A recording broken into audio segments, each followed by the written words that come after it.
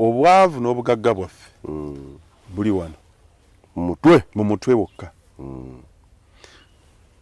Emmotoka ezo ennene abantu ze bavuga ziri mu mutwe.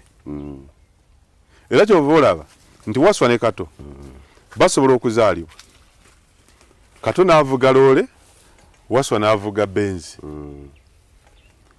Emitwe giba gyawukana. Tolowooza nti Waswa ne Kato bwe bazaalibwa olunaku lumu maama omu mu ddwaliro lyerimu, nti bwe bagenda mu kibiina omu bw'afuna 8 omulala afuna 75. Osobola okusanga omu afunye 8 omulala afunye 2 nga be bamu. Kati ne mu life eya bulijjo omutwe gwe gufumbekeddemu bye tusobola okuba. Ensi gavumenti egyavuwazza era ebyalo bingi byavu, naye ate osobola okusanga ekyalo ky'abaavu nga mulimu ali n'omugagga. Kati ate oyo yaba omubbi w'okukyalo eyo alimu omugagga. Omanyi ekibaawula ekitwawula mutwe.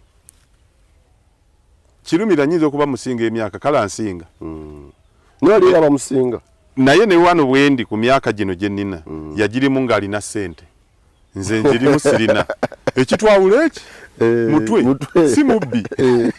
Nolwekyo kino kinzizaayo ku kinayogerako.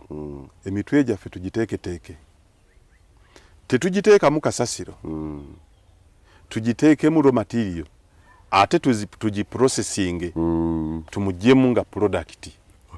Eyo tooko nnene. Omutwe processi, omutwe factory, buli kyolaba ekisobola okukolwa ku nsi. Ennyonyi ezo ziyita mu bbanga zaafubutuka mu ziri mutwe. Emmeeri gyolaba ku mazzi nga eyita ku biyanja linene nga tegwayo yafubutuka mu mutwe. Kati naawe omuntu gyolaba nnyumba ya munno gye weegomba, olusuku lwa munno luweegomba luli mu kintu eki mutwe, era lunoonyeze mu mutwe gwo. Bw'oba mu mutwe gwo tolunoonyeza ate mwe luli raw material girina.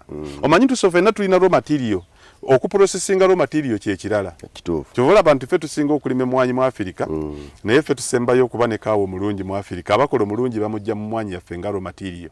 So n'omuntu wa bulijjo mu mutwe gwo mw'osobola okufuna buli kyolaba. N'oyo gw'olaba akusinga kye yakola eki kulongoosa mutwe, kutuuza mutwe gwe wansi n'agusikamu ekyo ky'omulaba nakyo.